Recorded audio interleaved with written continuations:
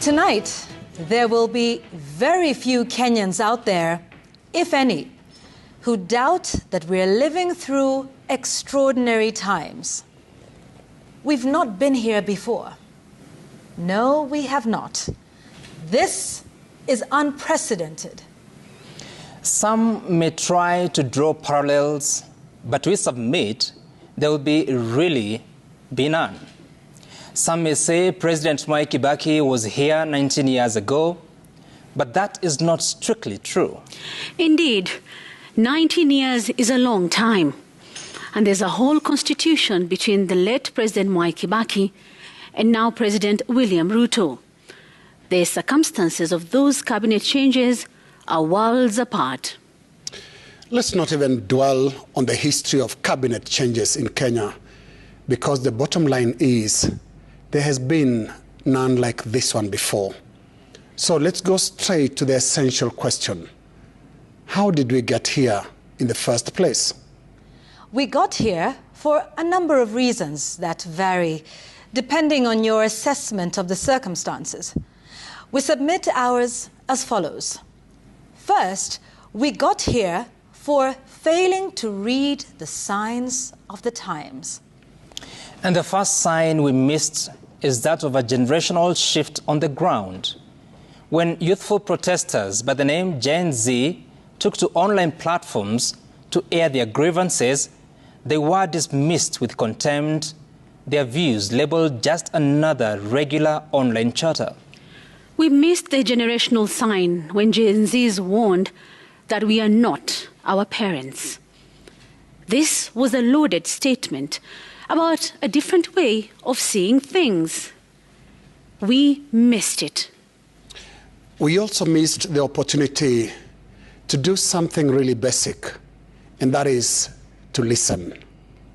When they first hit the roads in peaceful protests, they were dismissed as chicken-munching children of the rich, incapable of sustaining a street walk. Senior government officials used abusive language to demean the Gen Zs in the general terms of online sissies. Then, boom, came the shocker that startled the country to the realization that this is not a drill.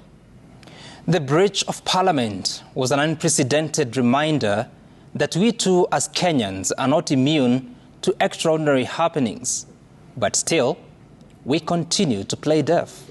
So deaf that theories were immediately bandied about linking the protest to some foreign elements or powers. The anger seen on the Kenyan streets, someone suggested, was generated elsewhere, that is miles away from Kenya. And just like that, some more time was wasted, and protesters pressed on with a mutating hashtag.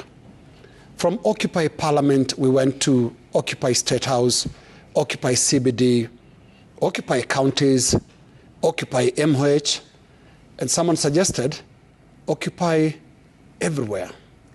And that is how we got here, if you restrict that to just the past few weeks.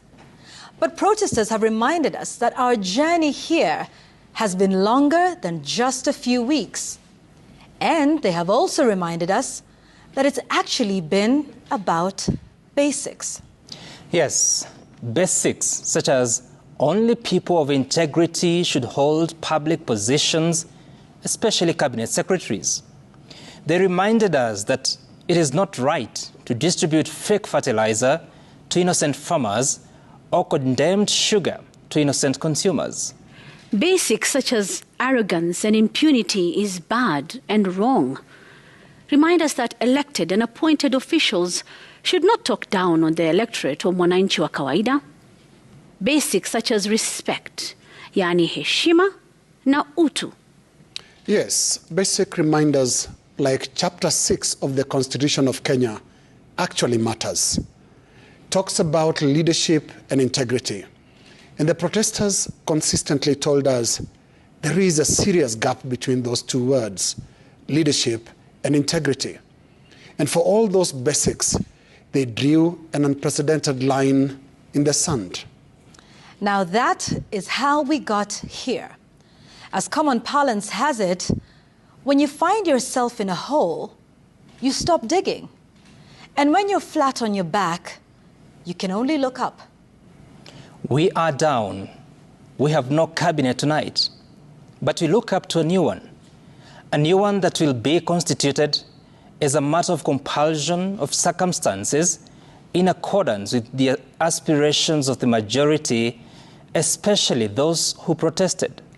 The protesters that are forcing so many changes on us tonight are simply driving us back to the basics that we took for granted before.